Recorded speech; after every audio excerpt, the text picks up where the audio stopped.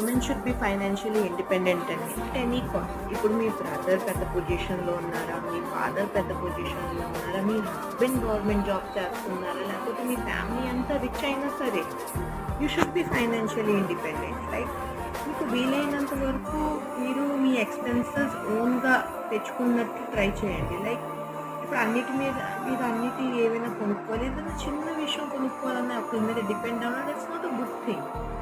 ఇప్పుడు కొంతమంది నాకు అంటుంటారు అనమాట, లైక్ ఇప్పుడే కదా నీకు మ్యారేజ్ అయ్యింది, ఇంకా నువ్వు మీ హస్బెండ్ గవర్నమెంట్ జాబ్ చేస్తున్నారు, మీ ఫాదర్ కూడా గవర్నమెంట్ జాబ్ చేసేవారు, అండ్ మీ మామయ్య కూడా గవర్నమెంట్ జాబ్ చేసేవారు, మీ వెనకాల ఇంత బ్యాక్గ్రౌండ్ ఉంది and all what ever I don't know. Like ఇంత టాక్సిసిటీ ఎందుకు ఉంది మనుషుల మెంటాలిటీలో?